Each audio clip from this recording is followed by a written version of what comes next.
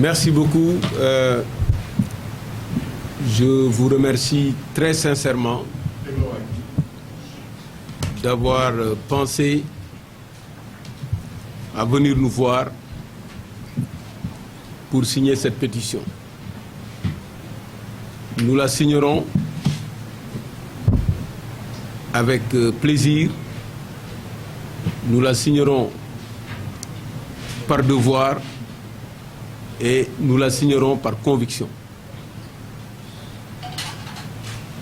Je ne m'attarderai pas sur les relations personnelles et amicales que j'ai avec Khalifa Ababacar Sall.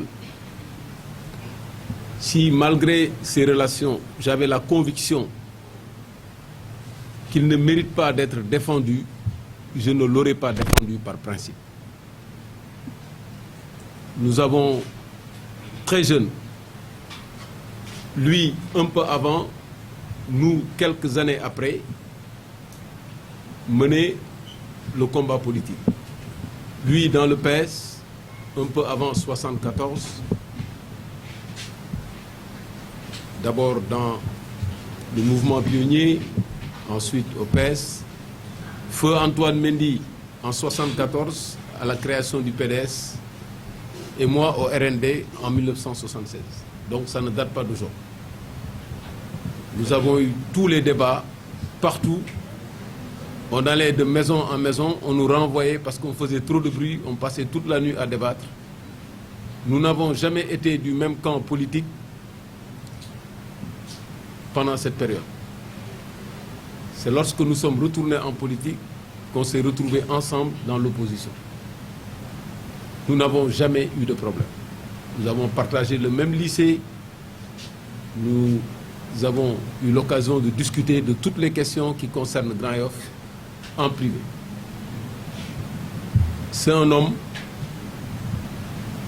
bien. C'est un homme dont le Sénégal a besoin. Il a les qualités d'un homme d'État. Il a le courage et la détermination qu'il faut. Nous nous faisons entièrement confiance. Son dossier est un dossier qui donne l'impression d'une chaîne troublante de sévérité et de disproportionnalité. On a l'impression qu'un objectif a été fixé. L'objectif de le garder en prison. Et toutes les institutions ont été convoquées, tous les moyens ont été convoqués pour atteindre cet objectif. Si on peut parler de fast track, c'est vraiment dans le dossier Khalifa Sall qu'il y a eu du fast track. Pour l'arrêter, le juger, le condamner. Faire en sorte qu'avant les élections, cet argument puisse être soulevé pour l'écarter de la course. N'est-ce pas troublant cela? On a aussi, dans le dossier Khalifa Sall, ignoré totalement ses garanties de représentation en refusant de lui accorder quelque liberté provisoire que ce soit. Le prétexte qui a été invoqué, c'est qu'il s'agissait de détournement de deniers publics et que le détournement de deniers publics, en cas de détournement de deniers publics, le mandat de dépôt est obligatoire. Et sauf contestation sérieuse ou caution, vous ne pouvez pas sortir de prison. La contestation a été très sérieuse. Ils ne l'ont pas considérée comme telle. La caution, vous avez suivi la péripétie. Finalement, c'est le juge qui a tranché. Le juge a dit non, il n'y a pas de détournement de deniers publics. Donc le prétexte pour lequel on a gardé Khalifa en prison en lui refusant la liberté provisoire a été écarté par le juge lui-même. N'est-ce pas troublant? Ensuite, l'immunité parlementaire de Khalifa Sall a été bafouée, niée dans un premier temps, ensuite a été levée dans des conditions que vous savez. C'est troublant. Et puis, on a refusé à Khalifa Sall quelque chose d'élémentaire. Les PV ont été annulés par la justice communautaire et on n'en a pas tiré les conséquences. Donc le dossier, malgré tout ça, était mort, ils l'ont ressuscité. Et pourtant, la jurisprudence récente montre très clairement qu'il n'y a pas de débat sur cette question. La logique, la vérité, le droit, c'était de libérer Khalifa Sall. Ce qui fait penser que le dossier Khalifa Sall, en réalité, n'est pas un dossier de droit. Il ne s'agit pas de problèmes judiciaires ou de problèmes juridictionnels ou de problèmes juridiques, parce que l'enveloppe politique est tellement dominante qu'on oublie les autres aspects de ce dossier. Et cerise sur le gâteau, il a été révoqué de son poste de maire. Quelqu'un qui a été jugé, condamné, qui a subi toutes ces injustices, ou en tout cas toutes ces peines, en plus, le poste qu'il gérait encore lui a été enlevé. N'est-ce pas troublant? On est allé plus loin. Il n'a pas participé aux élections. Le président de la République a appelé au dialogue après l'élection. Même ce contexte favorable de dialogue n'a pas été mis à profit pour le libérer. Et enfin, quand même, on est dans un pays où les raisons humanitaires sont là. Dans ce dossier, il y a énormément de raisons humanitaires qui font que libérer Khalifa ne peut pas être une honte. Libérer Khalifa ne peut pas être considéré comme une défaite après tout ce qui s'est passé.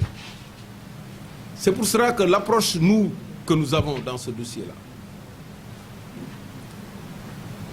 c'est qu'il faut se battre pour les libertés. Partout et toujours. Le combat pour les libertés, c'est un combat quotidien. Chaque fois qu'un pouvoir a la possibilité d'utiliser les textes pour bafouer les libertés, il faut se dresser comme un seul homme.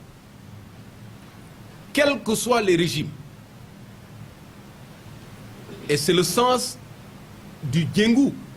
Parce que le Djengou, ce n'est pas un combat pour un jour ou bien pour une personne. C'est un combat pour des principes. Ça, c'est le premier aspect de notre démarche. Le deuxième aspect, c'est qu'aujourd'hui, ce que nous voulons, nous, c'est que Khalifa sorte de prison.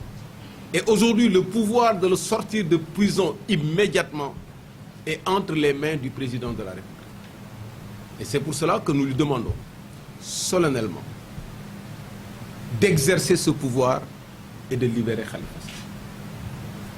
Nous le lui demandons en tant qu'ami et frère de Khalifa Sall. Nous le lui demandons en tant que citoyen sénégalais, ayant compris le désastre causé par ce dossier qui a entaché, qui a éclaboussé l'exécutif, comme il l'a dit, le législatif, le judiciaire, qui a entaché même la crédibilité politique. Il faut qu'on cesse au Sénégal d'utiliser les institutions de l'État pour mener des combats contre des adversaires politiques. Qu'on ait des prétextes pour justifier une procédure judiciaire, c'est toujours facile. Mais lorsqu'un dossier prend des proportions de ce type, il faut apaiser la situation. Et aujourd'hui, il appartient au président de la République d'apaiser la situation en libérant Khalifa Sall. Maintenant, le recouvrement de ses droits et libertés, de ses capacités de participer à la vie politique, ça c'est un autre combat qu'il saura mener. Il a l'intelligence qu'il faut pour le mener, il a les hommes qu'il faut pour le mener. C'est pour cela que pour nous, aujourd'hui, nous demandons solennellement au président de la République de gracier Khalifa Sall, de le gracier pour des raisons humanitaires, en tenant compte des souffrances qu'il a vécues plus de 2 ans, en tenant compte de ceux qui l'aiment, de ceux qui sont derrière lui, même ceux qui sont ses adversaires politiques, ne lui souhaitent pas la situation qu'il est en train de vivre aujourd'hui. Et de le gracier au nom des anciennes relations qu'il a eues avec lui et dont on est témoin. Ils ont eu même si c'est pour une période donnée, et je ne suis même pas sûr qu'au moment où je vous parle, il y ait une quelconque haine entre eux. Ils ont eu de très bonnes relations. Chacun a eu des gestes extrêmement élogieux, des gestes extrêmement louables vis-à-vis de l'autre. On lui demande de se souvenir de ça. Ça, c'est la demande que nous faisons. Mais au-delà de cette demande, nous encourageons l'ensemble des citoyens à comprendre que la situation de ce pays-là, la situation des libertés, est en train de prendre une voie, un chemin qui peut être extrêmement dangereux. On ne peut pas, dans un pays comme le Sénégal, avec tout ce qui a été mené comme combat, arrêter les gens pour des opinions, chercher des prétextes pour arrêter des gens parce qu'ils ont développé des points de vue contraires ou bien parce qu'ils se sont radicalisés dans un combat ou dans un autre combat. Il faut arrêter cela. On ne peut pas construire un pays comme ça. Et les acteurs politiques, les acteurs de la société civile, les démocrates qui se battent sont des piliers essentiels pour la consolidation de l'état de droit dans notre pays. Voilà ce que je voulais dire. Et pour terminer, je voulais vraiment féliciter le COS M23 et je voudrais que vous soyez mon interprète auprès de notre ami Abdourahmane, qui s'est illustré par une constance dans la lutte, ce que je lui dis toujours, ce qui force le respect chez toi, c'est la constance dans le combat et les principes. Vous lui transmettrez toutes mes félicitations et mes encouragements.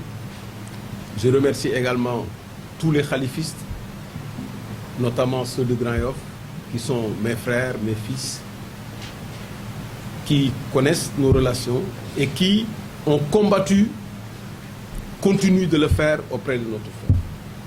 Nous ne faisons aucune distinction entre les militants du Djengou qui se battent et les militants de Khalifa.